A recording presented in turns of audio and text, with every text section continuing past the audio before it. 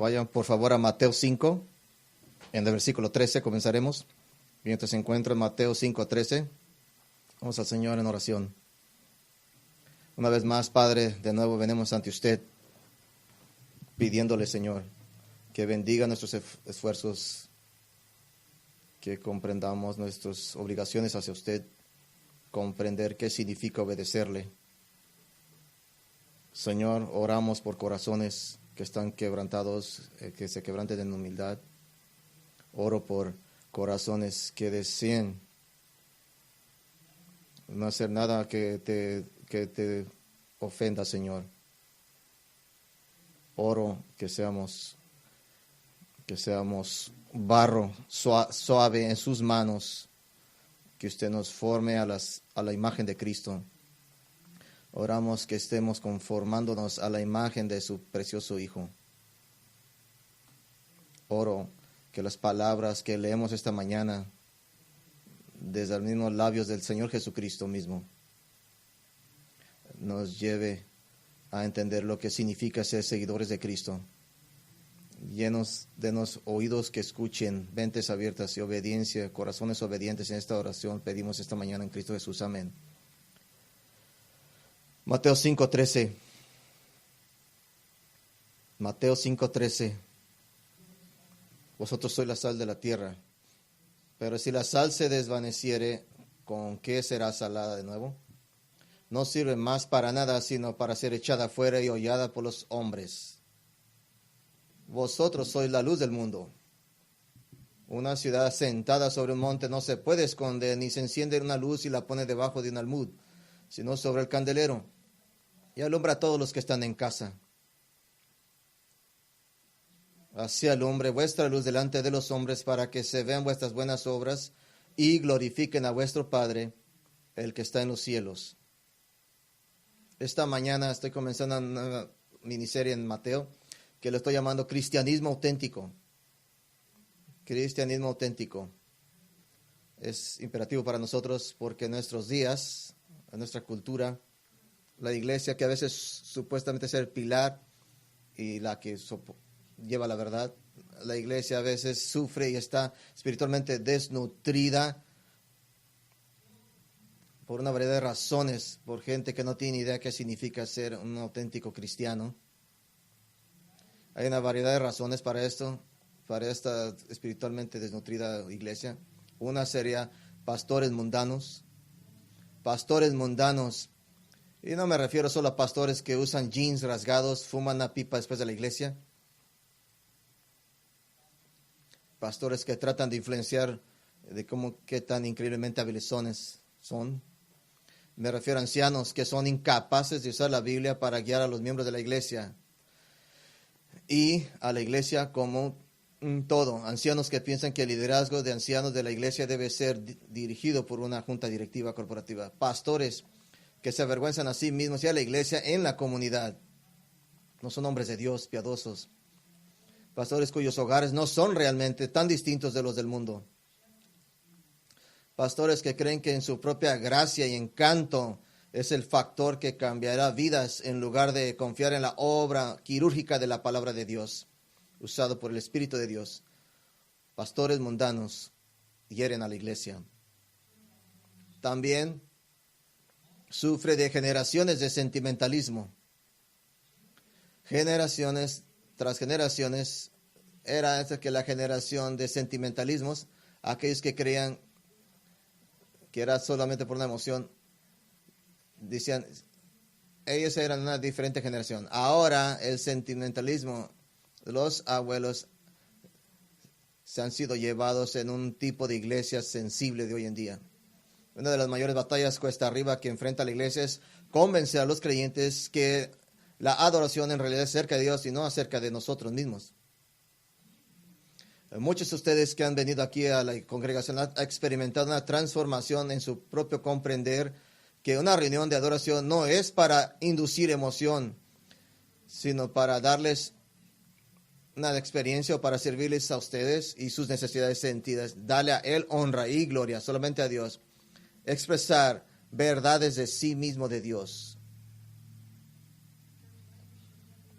La iglesia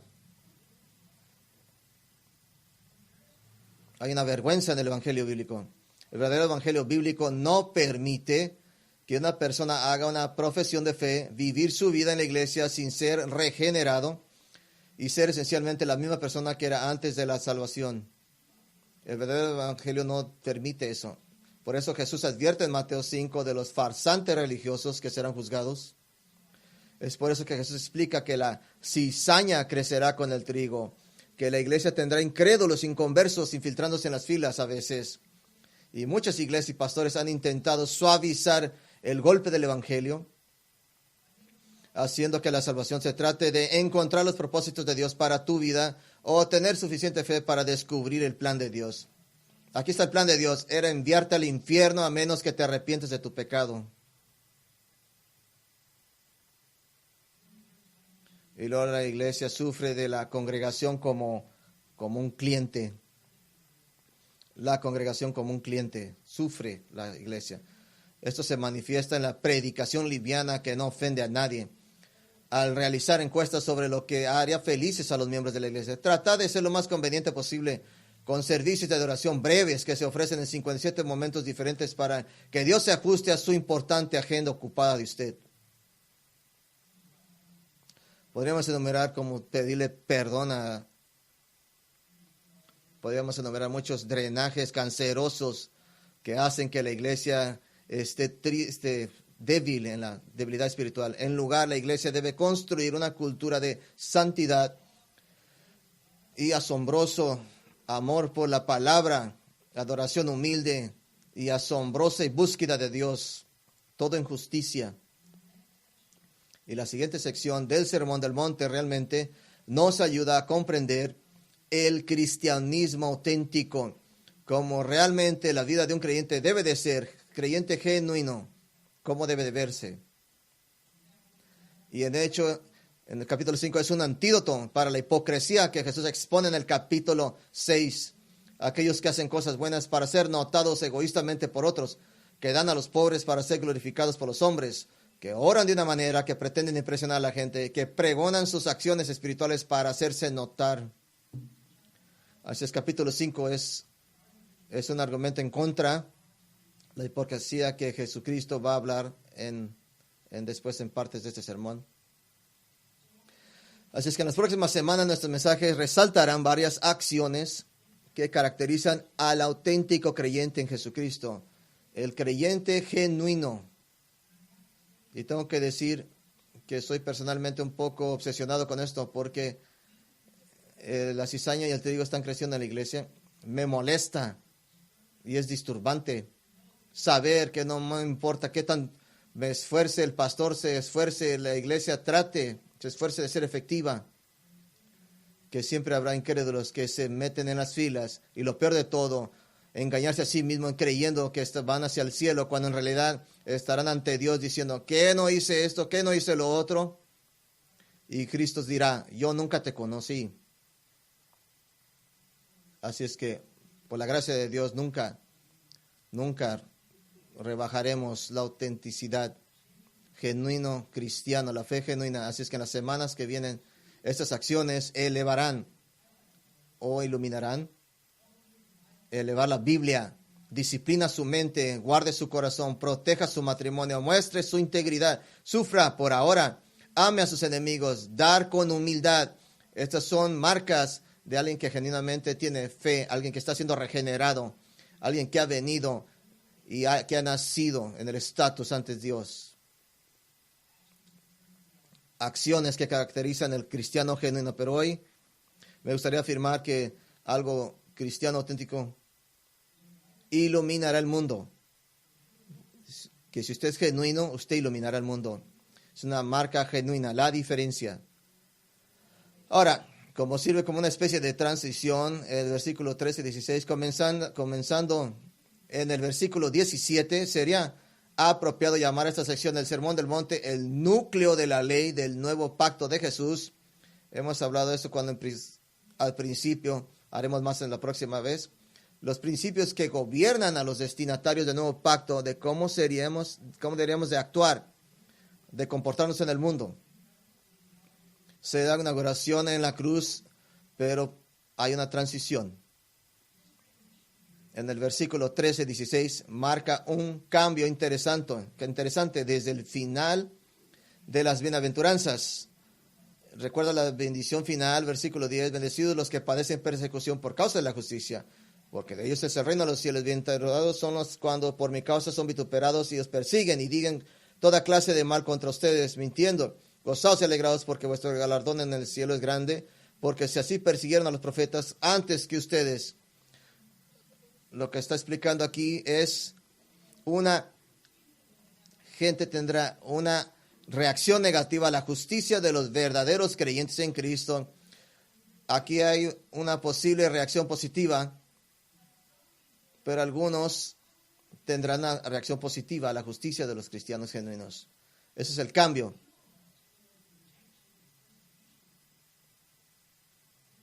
Pero luego dice que habrá unos que contestarán positivamente y deje de decirle su responsabilidad. Y hay una advertencia, como advertencia, que la sal que pierde su salinidad y la luz que habitualmente se oculta puede indicar una fe que nunca fue real, que solo tenía el aspecto de piedad al principio, más pasaremos después, más tiempo después, más directamente para nuestros propósitos, sirve como una advertencia para que vivamos vidas cristianas que demuestran santidad y distinción, que somos diferentes de lo que es el mundo, de cómo hace sus cosas. Aquí hay una pregunta. Al final de su vida, ¿habrá sido digno? ¿Hiciste una diferencia? ¿Se podría escribir un libro, varios libros sobre su vida? ¿O aquellos que lo aman tendrían dificultades para encontrar suficientes palabras para un obituario razonable en su funeral? ¿Su vida sería conocida por el mundo? ¿Cómo iluminas el mundo? ¿Cómo vives una vida cristiana digna? Me gustaría sugerir una progresión de nuestro texto, nos da esta mañana, que la vida cristiana digna es indiscutible, influyente e impactante. Que la cristiana digna es indiscutible, influyente e impactante. Es una progresión, realmente representa una progresión, una secuencia que primero la observación de su vida es indiscutible, que eres cristiana. Hay suficiente evidencia. Segundo, tu vida es lo suficiente notable como para ser influyente. Y mirando a usted, no solamente están notando, sino observan. Y tercero, en la progresión no solo estás influenciando, sino que estás francamente impactando el mundo que te rodea. Ya sean tus propios hijos, tu lugar de trabajo, tu familia.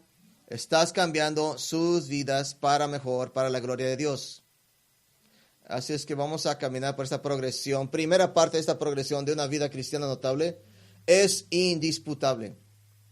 Indisputable. Versículo 13. Usted es la sal del mundo, pero si la sal se ha sido insípida, ¿cómo será salada de nuevo? No es más buena para nada, sino para ser pisoteada, tirada afuera por los hombres.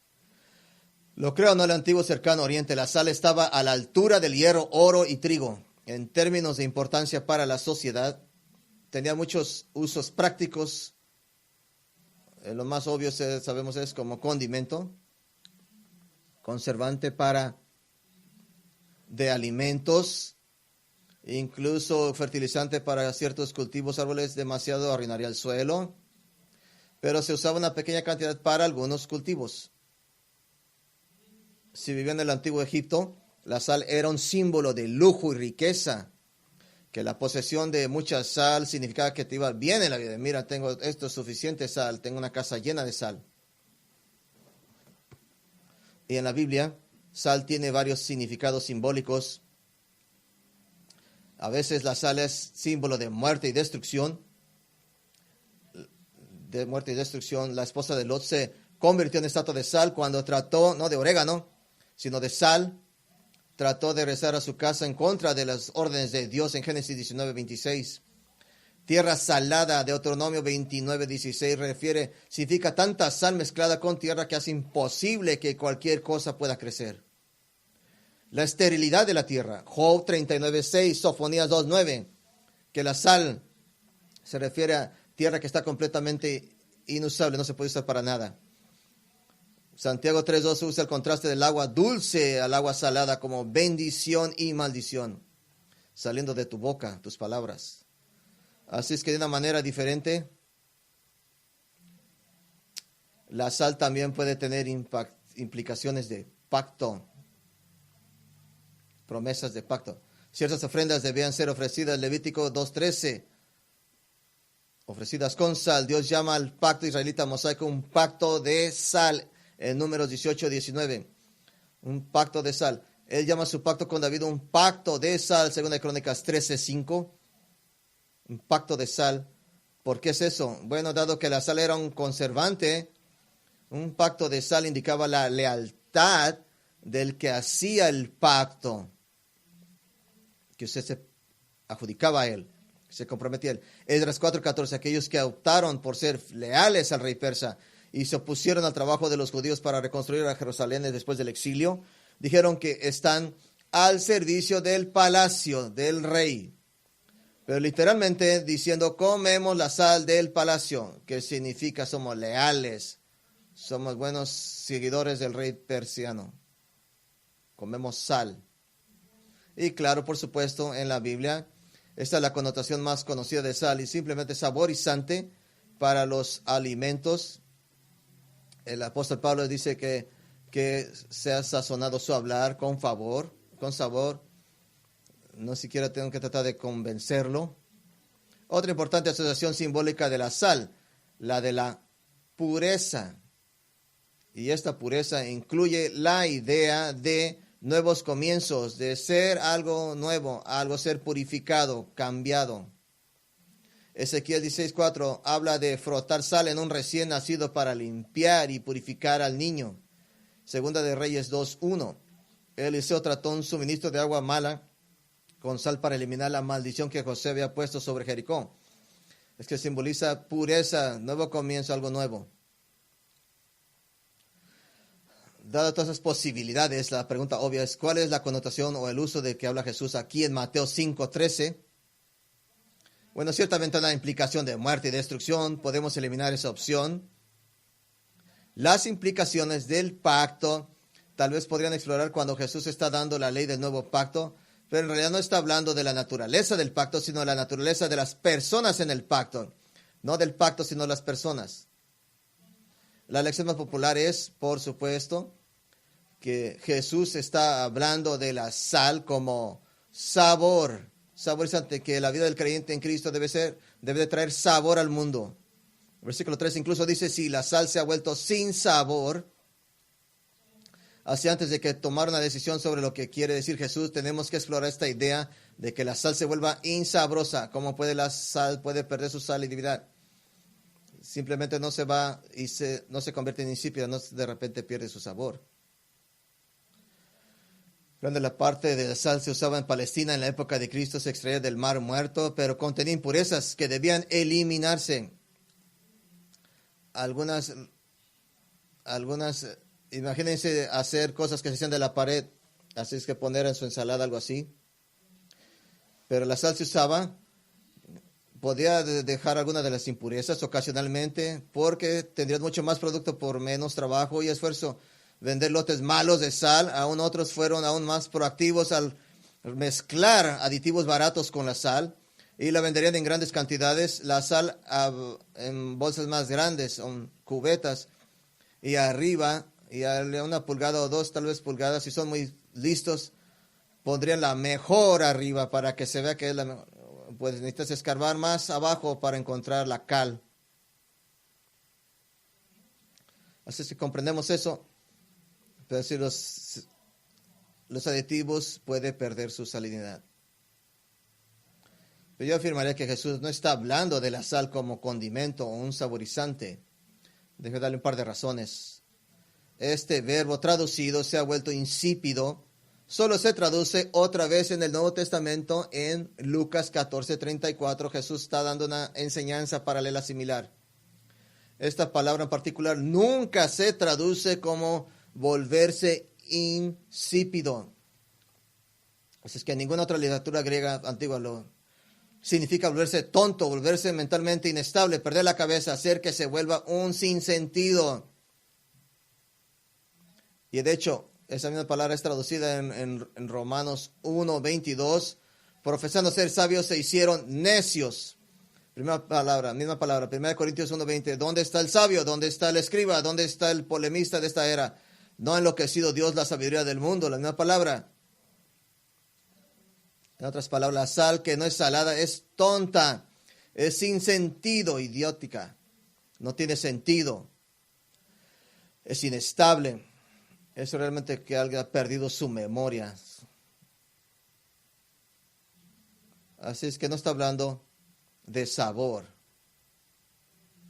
Solo deja una opción. Jesús está hablando del valor purificador de la sal. El nuevo comienzo, el valor del nuevo comienzo. Tú eres la sal. La tierra representa a toda la gente que te rodea. Cuando Jesús dice, si la sal se ha vuelto insípida, habla de perder su valor y eficacia. No puede purificar porque él mismo es impuro. Aparecerlo como lo hacemos en nuestros círculos es perder tu testimonio. Es perder tu testimonio. La sal corrompida ha perdido su capacidad de purificar, se vuelve inútil. Y por cierto, el uso de sal, el purificador agente, es lo más prevalente en el Antiguo Testamento. Nos da otra razón de creer que es lo que Jesús está diciendo. Y mire, Jesús pregunta, ¿cómo volverá a ser salada de nuevo? En los días de Jesús no había ningún proceso para purificar la sal contaminada. No había manera de hacerlo. Solo es bueno para ser desechado. Vale, la tierra impura era valorizada menos que la tierra, incluso que el estiércol. ¿Sabe por qué? Porque la tierra y el estiércol podían utilizarse en el agrícolamente. Pero la sal impura era completamente inútil. ¿Sabe para qué lo usaban? A menudo vertía en caminos trillados para hacer como la grava, utilizada para ser pisoteada porque nada crece y simplemente para pisarla, para ser pisoteada por los hombres. Por eso dice la Biblia. Esto habla de purificador, influencia purificadora del cristiano. Dos aplicaciones importantes que quiero destacar. Primero, parece ser que es posible dañar permanentemente su testimonio cristiano. Es posible dañar su testimonio cristiano. La más cúspide de proclamar que está en Cristo y actuar diferente. Reclamar a Cristo mientras se actúa de forma diferente. Pablo advierte esto en 1 Corintios 15 cuando da la categoría de cristiano cuya vida es tan inútil que esencialmente va al cielo como alguien desnudo, apenas salvado del fuego, apenas escapando del fuego. O si lo puedo poner de esta manera, un cristiano no comprometido no es bueno para nadie. Avergüenza a la iglesia con su mundanalidad y francamente avergüenza al mundo con su fe hipócrita. La única persona que el mundo odia más que el cristiano es el cristiano hipócrita. Porque lo pueden observar. Puede ser posible que haber perdido el sabor salado, por así decirlo. Segunda aplicación, puede ser indicativo de una fe falsa para empezar. Puede ser, pero si bien esto no puede haber hablado un cristiano que pierde la salvación, hay suficiente duda para preguntarse si la persona que comenzó salada alguna vez fue verdaderamente salada para empezar. En verdad, Jesús advierte en su parábola de los suelos de la semilla del evangelio que se plantan algunos corazones que él caracteriza como suelo rocoso. Brota rápidamente y parece estar prosperando, pero se muere cuando el sol la quema. He sido pastor en la iglesia suficiente para observar esa tierra rocosa. Sales como purificador. Se usa como Jesús como purificador, pero nos puede ayudar en el contexto diferente. Nos ayuda mostrándonos como una vida digna que es indiscutible. Vaya un momento a Marcos 9:49. 9:49 Marcos al final del capítulo. Vamos a ver la idea de la sal como purificador al creyente y haciendo su posición por Cristo que sea indiscutible, sin argumentos. Marcos 9, casi al final, el versículo 49.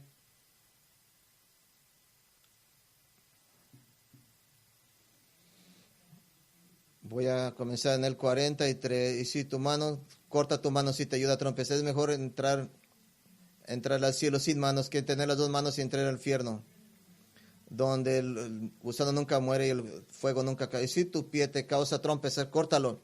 Es mejor entrar al cielo sin un pie que tener los dos pies y ser tirado al infierno, donde el gusano nunca muere y el fuego nunca se acaba. Si tu ojo te ayuda a pecar, es mejor entrar al cielo tuerto que tener dos ojos y ser tirado al fuego, donde el gusano nunca muere y el fuego nunca se apaga, porque todos serán salados con fuego. Todos serán salados con fuego. ¿Qué significa ser salado con fuego? Primero tenemos que entender que fuego se usa en el 49 de manera diferente que en el versículo 43 y 48. En esos versículos, claramente un medio de castigo. El fuego no es claramente hablando de juicio. Pero en el versículo 49 es otra referencia diferente al sacrificio. Siempre eran sazonados con sal los sacrificios del Antiguo Testamento. Se requerían ofrendas quemadas para mantener la comunión del pacto con Dios, y la sal era una señal de este pacto. Mencionados en número 18 y 19 anteriormente en este respecto. Esdras 6:9 se ordenó a Israel que almacenara sal para los holocaustos. La sal era un conservante. La sal añadía a las ofrendas quemadas un símbolo de la fidelidad duradera de Dios, conservando fidelidad. En hecho, algunos versículos 49, algunos manuscritos griegos añaden, probablemente de nuevo de un esfuerzo por explicar el texto difícil, porque todos serán salados con fuego y todo sacrificio será salado con sal. Un comentario. Tenemos un par de ideas sucediendo y juntas aquí. La idea de fuego en referencia al fuego de un sacrificio. La idea de sal en referencia a la naturaleza conservadora del sacrificio. La fidelidad del pacto de Dios. Le voy a preguntar algo. ¿Dónde vemos qué sucede en las ideas de un sacrificio que perdura en fidelidad? En Romanos 12:1. Por tanto, hermanos, exhorto por la misericordia de Dios que presentéis vuestros cuerpos en sacrificio vivo, santo y agradable a Dios, que es vuestro servicio espiritual de adoración. Y no os conforméis a este mundo, sino transformaos por medio de la renovación de vuestra mente, para que aprobéis cuál sea la voluntad de Dios, lo que es bueno, agradable y perfecto. En otras palabras, un verdadero creyente en Cristo se sube al altar como un sacrificio a Dios, y vienen los fuegos, pero debemos ser salados como el sacrificio. Nos permanecemos fieles, soportamos penalidades, somos salados aún en el fuego. Jesús está mostrando que el costo de seguirlo es total y completo, involucra sacrificio, vergüenza, dificultad, sufrimiento. Esta es la actitud de entrega total a Jesucristo. Ser el esclavo de Dios, esa es la actitud que forma en alguien el carácter de la vida cambiada, indiscutible de un auténtico cristiano. Nadie tiene que adivinar que usted es un cristiano.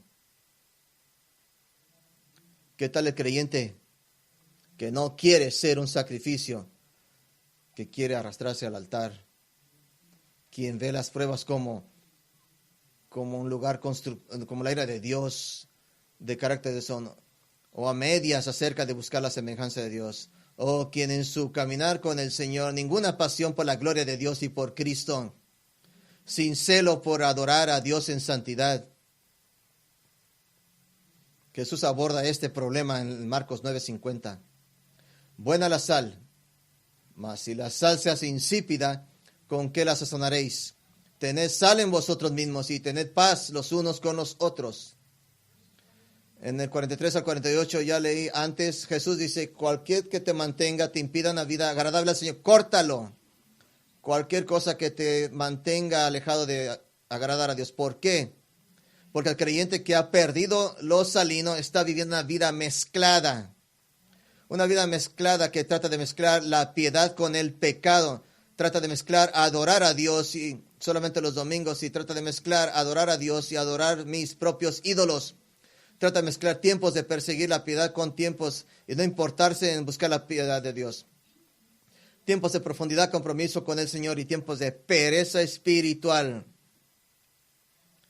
Eso es una mezcla, una vida mezclada. Ahora, podría preguntar, ¿por qué no es mi negocio? ¿Por qué es tan importante que su vida como cristiano sea indiscutible? Vaya a Mateo 5:13. Mateo 5:13. Aquí les voy a dar la respuesta.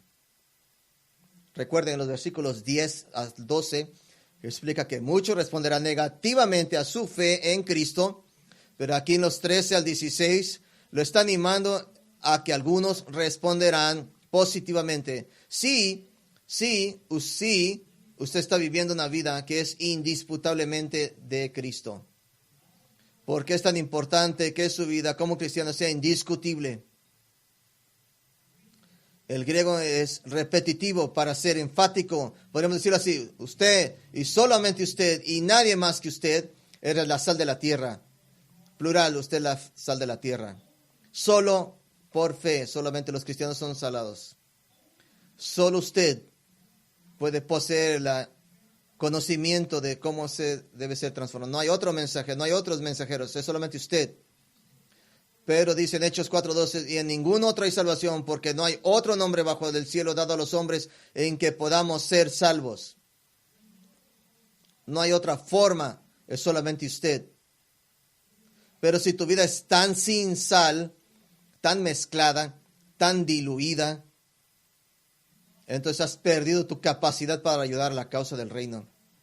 Estás a un lado, estás en la banca. ¿Quieres vivir una vida cristiana digna? Haz cosas indiscutibles que eres cristiano por la vida que llevas.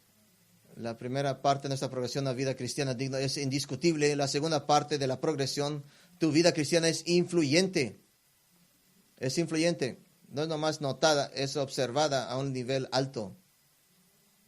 Mateo 5:14. Vosotros sois la luz del mundo.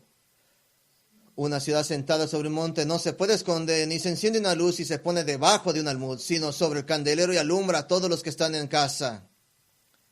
Ustedes son la luz del mundo. Esto es luz reflejada, luz prestada. Jesús dijo en Juan 8:18, 9:5 y 12:30, yo soy la luz del mundo. Y de hecho ya Mateo se ha asociado a Jesús con la luz. Mateo 4:16, el pueblo que estaba sentado en tinieblas vio una gran luz, y los que estaban sentados en tierra y sombra de muerte, una luz les resplandeció.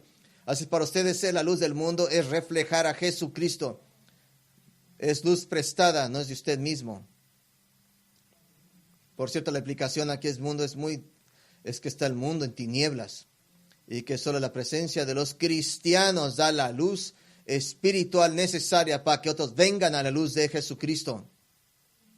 Y Jesús da dos ilustraciones. La primera, muy claras. Una ciudad asentada sobre una colina no se puede esconder. Usted es como un creyente en Cristo, es como una ciudad de esperanza. Está ubicada en una colina donde otros pueden observar. ¿Dónde comienza esto? Esto realmente comienza con su bautismo. Porque en su bautismo afirma seguir la luz y ser un reflejo de la luz. Incluso tu bautismo, testimonio, es un acto de ser una ciudad asentada en una colina. Para que todos lo vean, la historia de la gracia de Dios, tu vida actúa como un faro para otros. Tenemos miembros aquí que su paso final para ser cristiano para ellos era escuchar su testimonio. En su bautismo, usted fue el faro de la luz. Usted es la ciudad en la colina. Y nos da una segunda ilustración. Una lámpara de aceite que se encendería y se pondría en un soporte. Dice a lo que todo el mundo escucharía: nadie encendería la lámpara y luego se pondría debajo de una canasta, un tazón. Eso no tiene sentido. En lugar de la luz debe de brillar. Usted como creyente debe ser influyente. Mire al final del versículo 15, da luz. Eso da vida, se caracteriza. No puedes hacer eso si su vida no tiene compromiso. De hecho, podríamos simplemente continuar en el Sermón del Monte para probar una vida comprometida. Mateo 5:21. Oíste que fue dicho a los antiguos, no matarás, y cualquiera que matare será culpable de juicio. Yo os digo que cualquiera que se enoje contra su hermano será culpable de juicio. Cualquiera que diga necio a su hermano será culpable ante el concilio. Y cualquiera que le diga fatuo quedará expuesto al infierno del fuego. Que si tiene el hábito de albergar ira hacia los demás, se mostrará en su palabra y en su comportamiento. Esa es una vida comprometida que no es influyente. ¿Por qué? Porque incluso muchos no creyentes no quieren que la ira hacia los demás gobierne sus vidas. Mateo 5:23, por tanto, si traes la ofrenda al altar y allí te acuerdas de que tu hermano tiene algo contra ti, deja ahí tu ofrenda delante del altar y anda, reconcíliate primero con tu hermano y entonces ven y presenta tu ofrenda. Si tu hermano o hermana en Cristo que tiene problemas contigo en cualquier nivel, no te obliga a tratar de resolver, eso es una vida comprometida que no es influyente. ¿Por qué? Porque incluso muchos no creyentes quieren vivir en paz.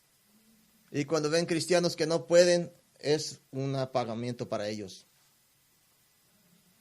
¿Qué tal el versículo 25 de Mateo 5?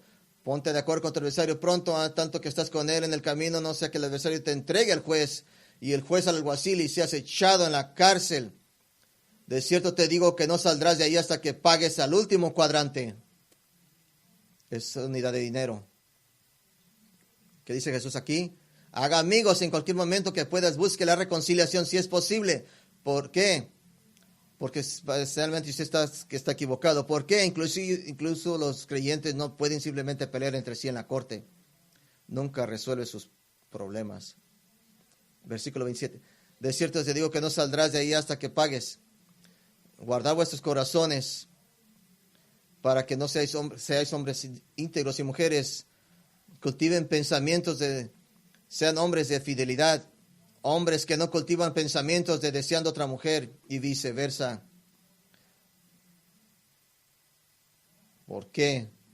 Porque incluso incrédulos valoran la fidelidad en una relación. ¿Usted entiende? Podemos manejar esto el resto del sermón y ver lo que se escoge aquí. Debe ser influyente. Incluso si parece que solo es usted. Pablo da un testimonio, ejemplo tremendo de ser influyente. Incluso vamos allá a 1 Corintios 7. Vaya a 1 Corintios 7. 1 Corintios 7, Pablo está abordando muchas preocupaciones que tienen los corintios recién convertidos con respecto a sus vidas anteriores. Pueden ser arrastradas a su vida cristiana, y uno de los grupos de preguntas más grandes que tenía que ver con varios problemas relacionados con estar casado. ¿Por qué es esto un problema? Pablo está abordando qué hacer si ha venido a la fe en Cristo, pero su cónyuge no ha. Se encuentra en una situación inestable, no de acuerdo. Dice, si su cónyuge quiere dejarte o lo trata de una manera que dice que ya no existe un matrimonio genuino, entonces el versículo 15 permite que el matrimonio se disuelva. Pero si hay un deseo de parte del incrédulo de permanecer casado, no de permanecer bajo el mismo techo y ser un instrumento de tortura, sino que hay un amor genuino entre los dos, entonces Pablo da la advertencia clara. 1 Corintios 7:12. Y a los demás os digo, no el Señor, si algún hermano tiene mujer que no sea creyente y ella consiente en vivir con él, no la abandone. Y si la mujer tiene un marido que no sea creyente y él consiente en vivir con ella, no lo abandone. Deje explicar esto, aquí una nota al lado. Pone a la gente nerviosa. Yo digo, no el Señor. ¿Qué dice? ¿Que está saliéndose de los rieles? Pablo está dando su opinión. No, está hablando de una situación que no existía en el Antiguo Testamento. No hay escritura que podía proclamar. Esto es lo que haces cuando vienes a la fe en el Mesías, pero su cónyuge no lo hace. Eso no se expresaba en el Antiguo Testamento, por eso tuvo que explicar eso. Hay un beneficio. La razón por la cual Pablo dice que el cónyuge cristiano, aún como el único, si estás casado con un incrédulo, hay un beneficio. Que el cristiano, el esposa, aún como el único cristiano en el hogar, tiene influencia, como la única alma está influenciando. Mire, observe esto, versículo 14. Porque el marido incrédulo es santificado en la mujer y la mujer incrédula en el marido. Pues de otra manera vuestros hijos eran inmundos, mientras que ahora son santos. No lleve esto demasiado lejos. Esto no está diciendo que el cónyuge incrédulo tiene la salvación garantizada, ni que los hijos incrédulos tienen la salvación garantizada. Pero sí dice que son santificados, son hechos santos. ¿En qué sentido? En el sentido de que ahora tienen el privilegio de estar diariamente en comunión y relación y vivir la vida cotidiana con alguien en quien habita el Espíritu Santo de Dios. En otras palabras, el Espíritu Santo ha tomado residencia ahora en ese hogar, porque hay un cristiano ahí. ¿Y qué influencia puede ser el cónyuge incrédulo? ¿Y qué responsabilidad? Si piensa que es importante que los esposos amen a sus esposas como Cristo amó a la iglesia entre dos cristianos, quizá es aún más vital vital en un matrimonio mixto, porque la vida y el testimonio del esposo es quizás un catalizador, la sal, luz para la esposa de ver el poder de Cristo. ¿Crees que es importante para las esposas someterse a sus esposas como en el Señor entre dos cristianos? Puede ser aún más vital en un matrimonio mixto. 1 Pedro 3 le da a la esposa la estrategia de ganar a su esposo con su conducta pura, su espíritu humilde y tranquilo, para demostrar cómo es el Espíritu de Dios en un creyente genuino. El cristiano que persigue una auténtica vida cristiana debe ser y tiene el deber de ser influyente. De lo contrario, es como una ciudad que está apagada, una lámpara que está cubierta, es ridículo y menos que inútil. Vamos a Mateo 5. ¿Quieres ser influyente por cómo vives tu vida? Podemos pasar meses en esto porque estamos lidiando con una vida santificada. Debo identificar, permítame, quizás algunas de las maneras como puede ser influyente. Puedo tomar esto de mi observación como pastor. De algunas maneras como los cristianos han fallado, es ser sal en la mul, pero vamos a hacer maneras de ser influyentes, siendo positivos. La primera es trabaja como para el Señor. Trabaja con Colosenses 2:3-23. Ordena que trabajes de corazón duro en todo lo que hagas. Nada dice esconder mi luz debajo de una canasta, como un cristiano perezoso que no puede trabajar, no puede esforzarse ahí. Esto es singularmente poco impresionante e incluso ofensivo. Y significa que usted no puede decir nada. Trabajar como para el Señor. Segunda manera, sufrir como un cristiano debería. Sufrir como un cristiano debería. No cristianos hacen todo tipo de cosas cuando están sufriendo. Por ejemplo, acuden a la consejería, ya que la consejería resuelve todos los problemas, según aparentemente, o eso nos dice el mundo. Pueden paniquearse, pueden enojarse, pueden arremeterse contra los demás, incluso pueden mostrarse valientes, pero no pueden ser real, porque la fe genuina solamente viene de Cristo. Pueden filosofar y tratar de alcanzar algún tipo de plano superior de sabiduría. Eso es todo lo que he aprendido a través del sufrimiento. Pueden cerrarse en una depresión total y completa, ser consumidos por la ansiedad al punto que ya no pueden dejar sus casas. Pueden ser completamente, amargadamente implacables y odiosos hacia alguien que los ha lastimado. La lista es infinita de cómo los incrédulos pueden sufrir. Así es que cuando un cristiano maneja el sufrimiento que el mundo destruye tu influencia. Pero tú sé diferente. Verdaderamente creyentes exalta la soberanía de Dios. Cuando alguien dice, no puedo creer que Dios hizo eso, yo no, pues, todo tipo de sufrimiento Dios trae y debo estar agradecido. Porque la Lamentación nos dice que todo viene de la boca de Dios, bueno y malo, y puedo aceptarlo. Eso podría cambiar tu testimonio. Practicar la aceptación pacifica de la providencia de Dios. ¿Cómo puedes vivir con eso? Puedo ver esto porque me provee esto en mi vida. Y si aún se pone peor, pero ¿qué tal si mueres de esto? Gracias a Dios estaré en el cielo. Y si esta persona que continúa, ¿cómo podías aceptar a Dios? Él es autor de todas las cosas sobre los corazones de los hombres, no yo. Sí, el sufrimiento trae emoción, pero el cristiano no se rige por la emoción, sino por la verdad. Y cuando el sufrimiento lo usas como excusa para el pecado, has destruido la habilidad de qué tan glorioso Dios es. No deje el sufrimiento que sea excusa para pecar. No la deje como excusa para estar teniendo una lengua pecaminosa, acciones pecaminosas. Reciba con alegría, Santiago 1, la obra de Dios en tu vida que el diseño específicamente para tu santificación. Nos dice eso, considere todo que gozo cuando estén en pruebas. ¿Quiere hacer un incrédulo pararse en freno? ¿Cómo puedes lidiar tú con esto? Usted dice, Dios lo diseñó para mí. Solo para que sepas, usted está muriendo ahora. Sí, Dios lo diseñó para mí y voy a pasar esta prueba. Dios es soberano y confía en Él. Y usted lo lleva al Evangelio porque su boca está cerrada, porque es un cristiano que puede confrontar el sufrimiento, algo que los demás no pueden comprender. Tercera manera de ser influencial. Ser columna y fundamento de la verdad. Ser columna y fundamento de la verdad. 1 Timoteo 3:15 indica que los cristianos son los portadores de la verdad. Somos portadores que al buscar conocer la palabra de Dios, usted está siendo la luz, usted está siendo la sal.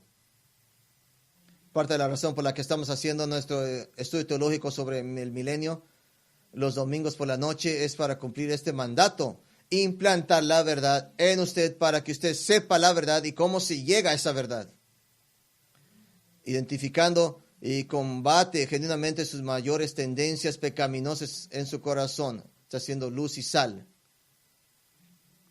Lo mencioné antes, las iglesias están llenas de cáncer, de sentimentalismo. ¿Sabe por qué? ¿Sabe por qué bajan este camino? Porque ahora tienen totales generaciones de cristianos, una congregación total que no siquiera pueden decirte las bases de su fe. No pueden decirte lo que adoración es. No te pueden decir lo que la cruz se trata. Han perdido su estatus de ser pilares de la iglesia. No son portadores de la verdad. Así es que por eso son totalmente inefectivos en el mundo. Una cuarta manera de ser influencial.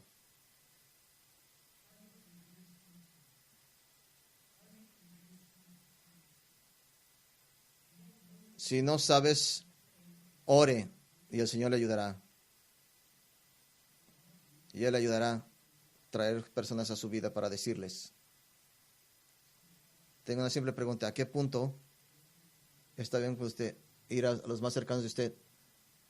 Simplemente dime lo que tengo que hacer. Dime cómo debo hacer más, como acelera este proceso. Déjame ponerlo de esta manera.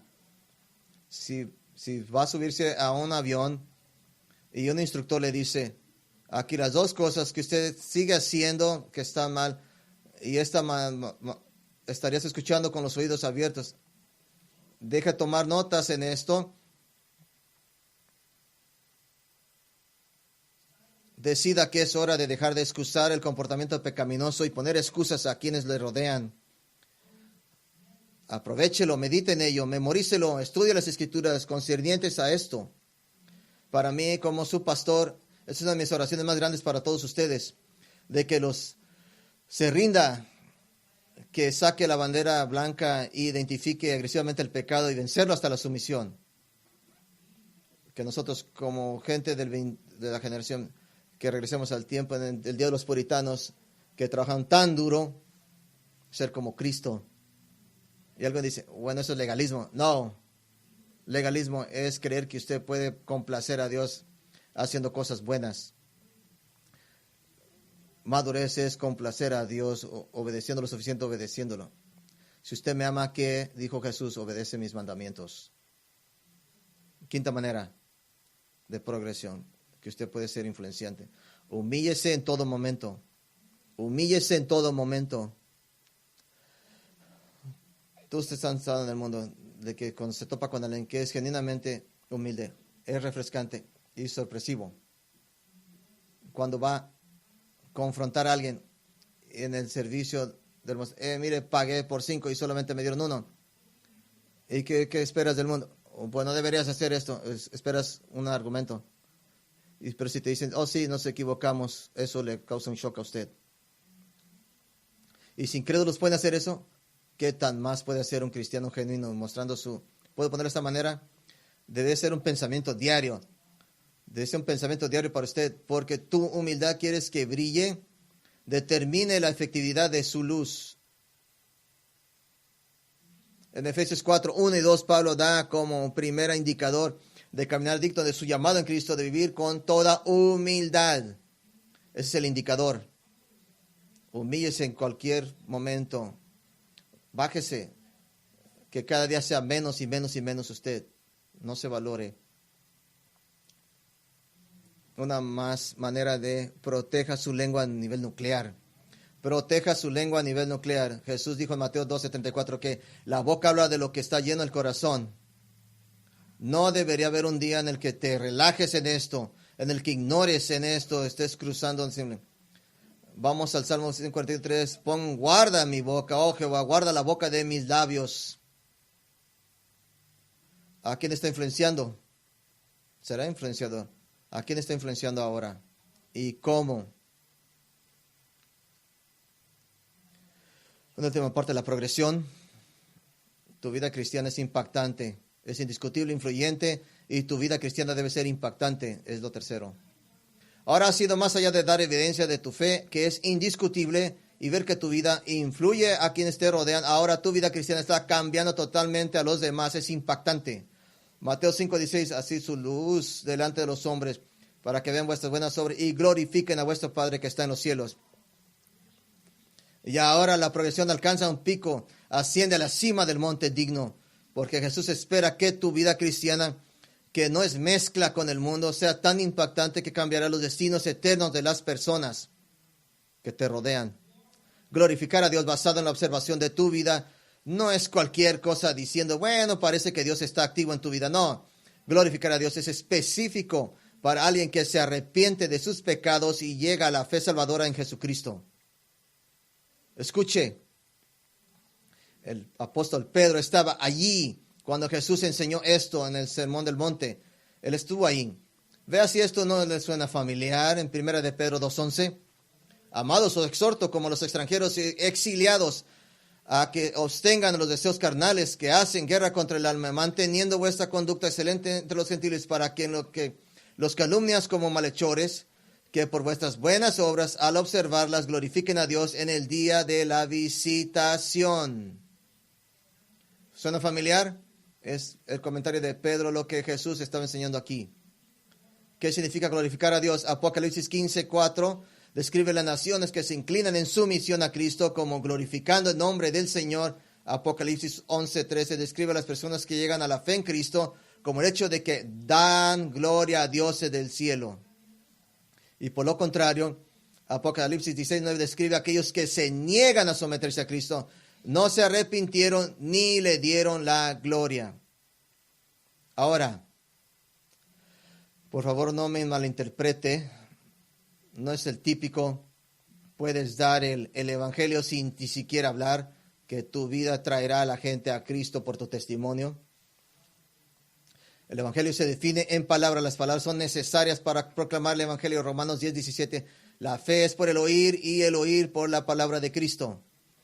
Pero son tus acciones y obras las que abren las puertas para hablar el evangelio. Eso es lo que abre la puerta.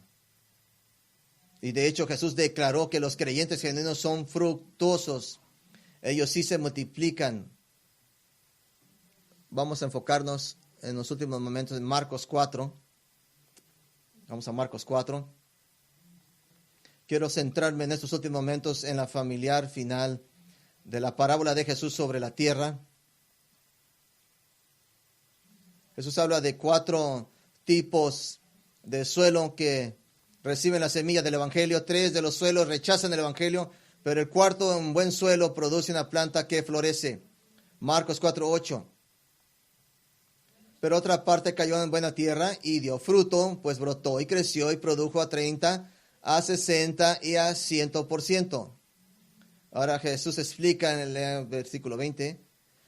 Y estos son los que fueron sembrados en buena tierra, los que oyen la palabra y la reciben y dan fruto a 30, 60 y a 100%. La cosa aquí no es representa la planta como si tuviera algún tipo de sentimiento de culpa. Oh, no, necesito exprimir un poco de grano aquí. No, simplemente comienza a dar frutos. Es natural.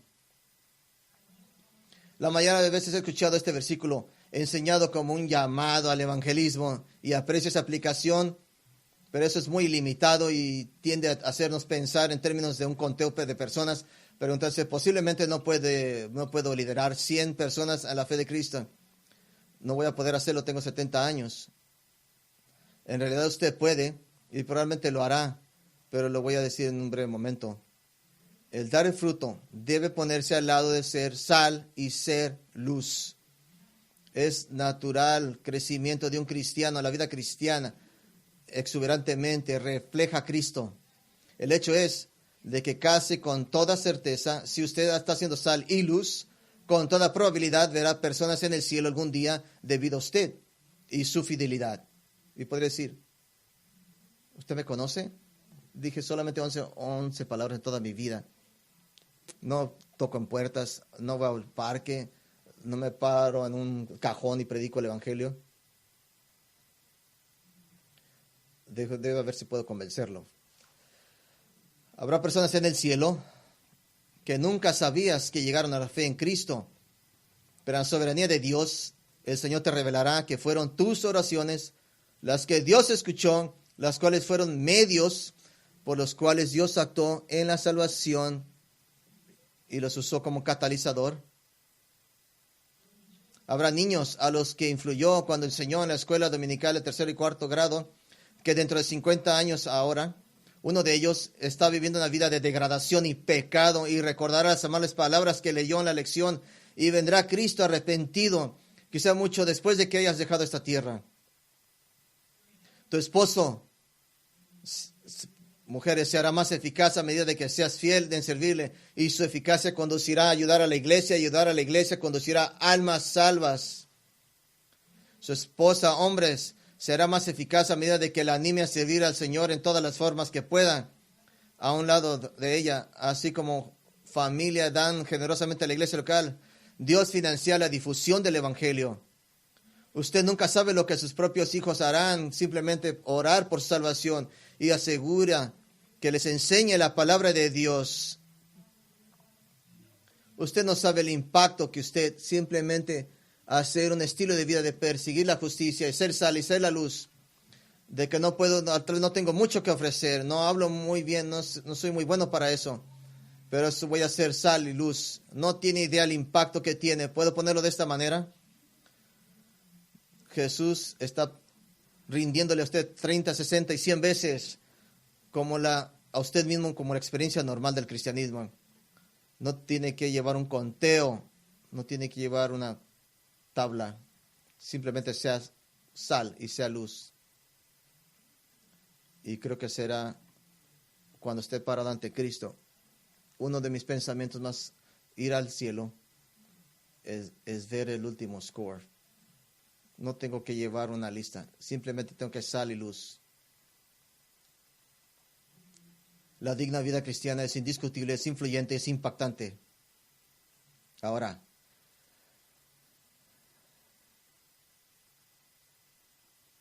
la presencia de los cristianos es casi lo único que hace que este mundo sea soportable.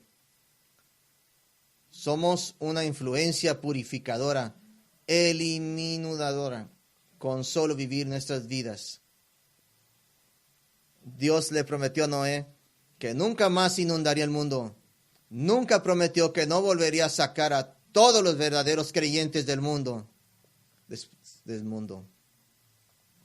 El rapto venidero de la iglesia será la eliminación de la sal y la luz. Y las tinieblas abrumarán este mundo. Usted es parte de la gracia redentor de Dios para quienes te rodean, este mundo que está muriendo. Usted es parte de su gracia. No desperdicie la oportunidad de ser parte de la bondad de Dios hacia un mundo que eventualmente será consumido por la oscuridad. Jesús dijo, yo soy el Maestro. Nos dice, yo soy Yo soy la luz del mundo. Usted es la luz del mundo. Ahí está. Padre, pedimos que nos ayude a ser fieles, que no seamos aquellos que perdimos nuestra salinidad, nuestra efectividad, nuestro testimonio. Ayúdenos a ser aquellos que brillan, que sean faros, reflejando, Señor, a través de nuestras vidas, hacia el glorioso evangelio de Jesucristo, que Dios es santo y el hombre no es santo y separado de Dios, y aún a través de Cristo, ese puente que el Señor nos provee. Si algunos vienen por fe, arrepentidos de su pecado, pidiendo por la misericordia y el perdón, oro por nosotros como cuerpo local aquí, que ningún miembro aquí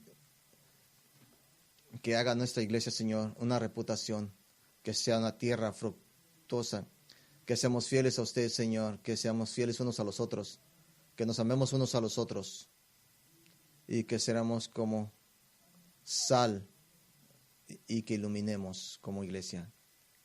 Oramos que seamos fieles hasta que Cristo regrese y toda la gloria sea para Él. Y en su nombre oramos. Amén.